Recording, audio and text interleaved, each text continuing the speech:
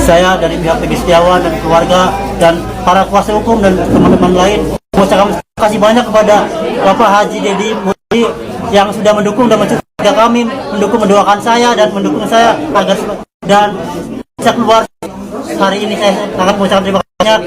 Kasus satu aja, Dan kasusnya banyak, saya sangat mengucapkan terima kasih banyak dan Pak Indra Giri dan Pak Indra Jagiri. Saya mengucapkan terima kasih banyak. Saya tidak bisa kata-kata, semoga kebaikan semua bisa dibalas dengan Allah Subhanahu wa taala dan saya mengucapkan terima kasih banyak buat tim kuasa bapak saya dari Pak Priyadi, semuanya sangat terima kasih banyak. Saya mengucapkan terima kasih. Tidak bisa dibuat dengan kata-kata, mohon maaf kata-kata saya masih terpatah-patah karena saya masih terharu. Saya masih tidak bisa kata, pokoknya saya mengucapkan terima kasih kepada kalian semua atas doa dan dukungan kalian semua.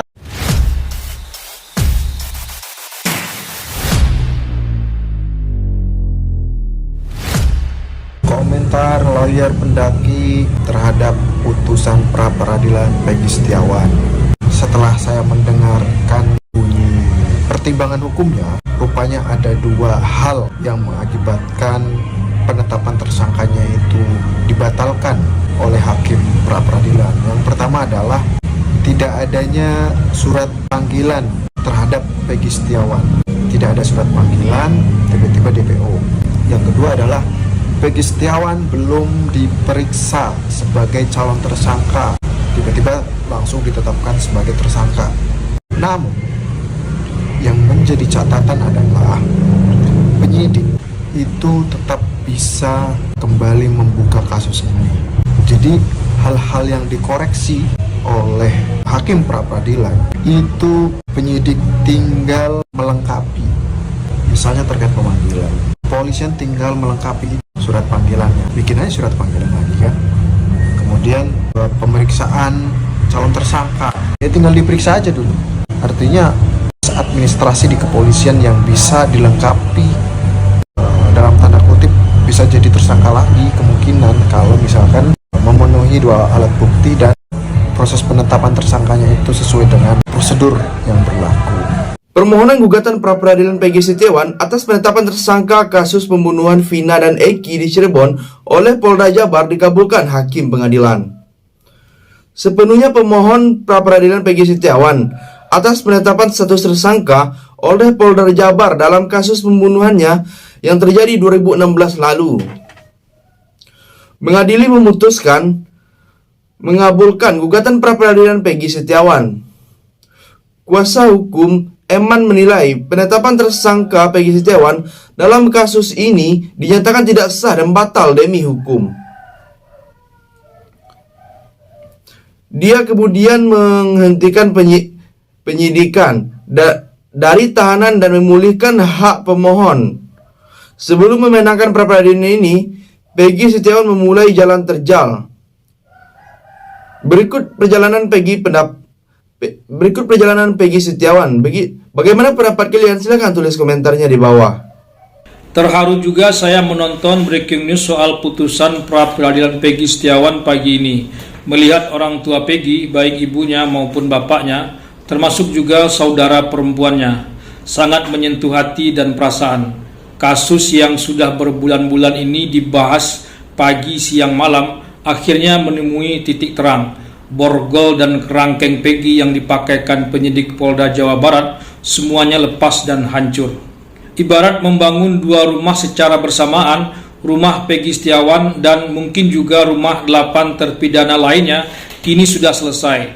Mulai dari pondasi, tiang, dinding, atap, bahkan aksesoris semuanya sudah lengkap, sudah bisa ditempati dan terlihat sangat kokoh.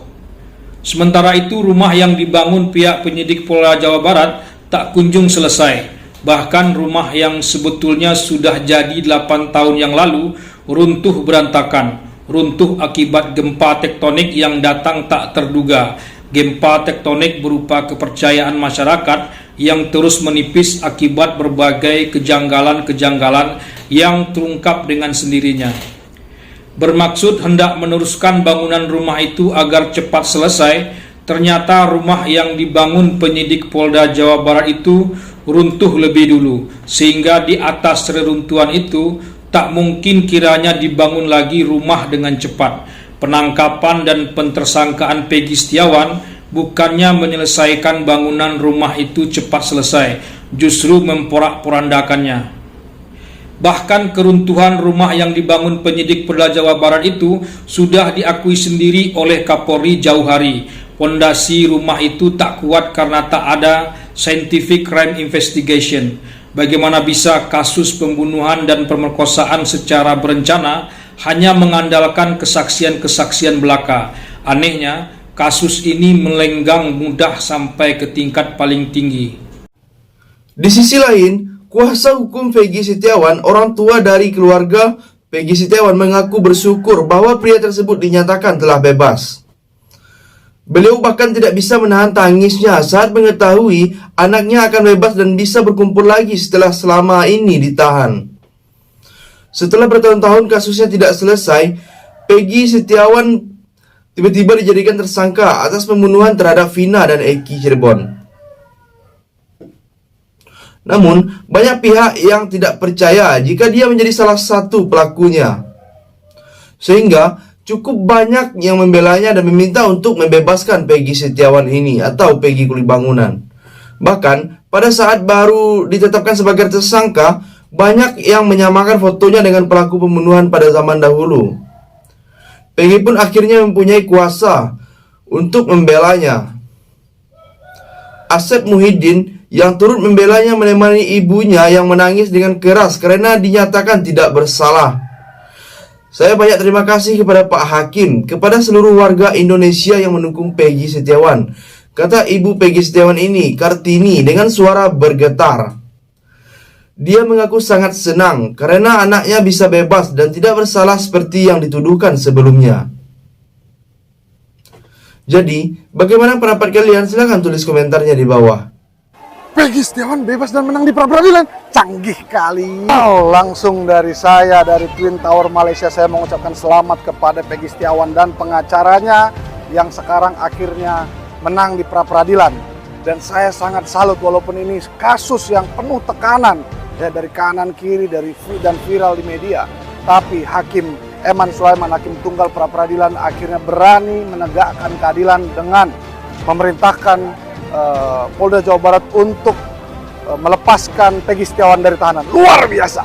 Dan Hakim Eman Sulaiman juga mengatakan bahwa ada kesalahan prosedur yang dilakukan oleh Polda Jawa Barat ketika menetapkan tersangka Peggy Setiawan, yang harusnya sebelum ditetapkan sebagai tersangka, Peggy Setiawan harusnya diperiksa terlebih dahulu, bukan langsung ditetapkan sebagai tersangka seperti halnya proses tangkap tangan.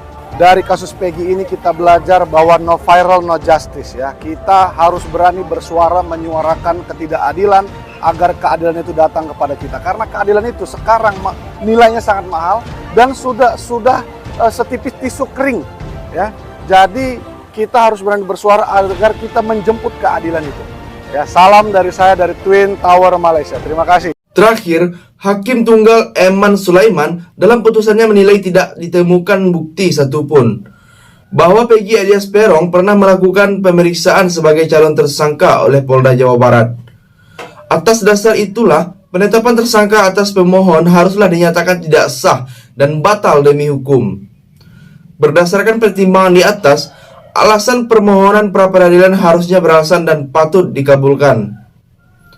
Dengan demikian, petitum pada pra-peradilan pemohon secara hukum dapat dikabulkan untuk seluruhnya, tambah Eman. Jadi, sampai di sini bagaimana pendapat kalian? Silahkan tulis komentar sebanyak-banyaknya di bawah. Saya dari channel YouTube Segudang TV, pamit, sampai jumpa.